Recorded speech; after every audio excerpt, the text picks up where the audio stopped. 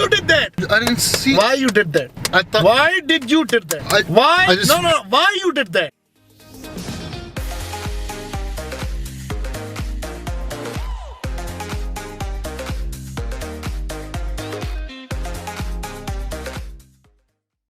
And we're here. Me finally understanding that I can open my horizons beyond India and we can together share our obsession of some of the most celebrated shows around the world. So while I absolutely fell in love with WandaVision, almost getting obsessed by Marvel's unique vision to expand storylines of characters, I had a mixed reaction with The Falcon and the Winter Soldier. Some episodes really hitting me hard and the others making me beg for more. I have to say, however, I was the most excited for Loki, as he, in my opinion, is the most polarizing of the antagonists we get to see in the cinematic universe. Some absolutely falling in love with his wicked nature and the others despising his deceptive ways. Before I get to explaining and rambling about the episodes, I just want to say that this is for the people who have already watched the first 2 episodes of Loki. So I'm going to be speaking about the show, explaining some concepts, talking about the Easter eggs and why I'm already obsessed with the show. I genuinely think that they have upped the quality of the show's writing and hence everyone's talking about it. So episode 1, titled Glorious Purpose, befitting to Loki and his personality, we are transported to the timeline of the first Avengers in 2012, where if you remember, Loki was captured and was in the process of being taken to Asgard. However, with Hulk's surprise cameo and everyone getting distracted, Loki, with the help of the Tesseract, messes with the timeline, after which the authorities of the TVA, standing for the Time Variance Authority, get him into custody to reset it. What I absolutely loved is the balance of the comedic gags, especially in episode 1. While intense sequences are happening even when it comes to the man's arrest, the absence of forced comedic fillers was such a relief. While the events in the TVA lead to several sequences of confusion and pandemonium, we get to see the raw and real side of Loki, as he, with the help of TVA's technology, gets visions of what becomes the path of his family, caused in many ways because of his actions. From the loss of his mother, the boundless love of his father, and the loyalty of his brother, I won't lie, I definitely choked up seeing Tom Hiddleston breaking down while seeing those images. What is still apparent and probably what will be the recurring feature of Loki is his charm that can outwit or sway the people around him. In several sequences through rhetoric, we see Loki get the better of the people who assume to be in control, and that's what makes Loki and the situations he's in so enjoyable. What I also love is that they have designed the headquarters of the TVA to be extremely equipped, but having the attitude and production design of a government office, like the DMV in the United States of America. The use of vintage animation to educate Loki of the sacred timeline, the timekeepers, and the job of the TVA also doesn't make the show information dense, which is delightful. But the menace that TVA is experiencing is the loss of their workforce due to a variant causing havoc to their sacred timeline, while at the same time stealing their technology. The menace being apparently Loki himself. It's funny, right? TVA is considered to be the strongest power known to anyone, but they need Loki to capture Loki.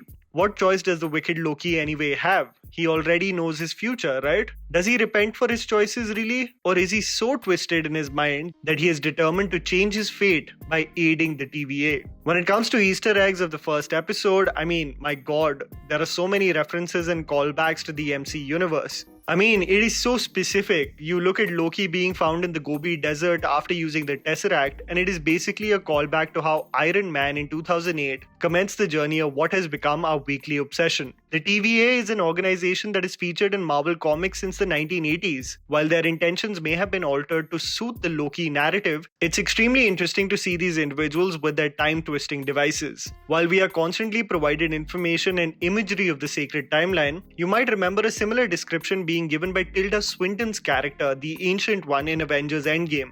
The church sequence as a little girl is asked on who caused havoc points towards the devil, which might be a callback to Mephisto. But it may also be assumed that a version of Loki with horns was seen. This is something that we'll see only in the future episodes. A reference to the real world and not the Marvel Cinematic Universe is the appearance of D.B. Cooper, which is actually a real-life event that took place in USA, where a still unidentified man hijacked a Boeing 727. He held the plane ransom for $200,000 and jumped out of the plane in a parachute. Well, the United States authorities would love to know that it was Loki all along. The funniest of them all, of course, has to be the Infinity Stones being used as paperweights in the TVA office. While the Avengers and Thanos went to the world's end and back to secure those gems, it does put into perspective the power of the TVA and the several timelines in which the stones may have been used by various variants.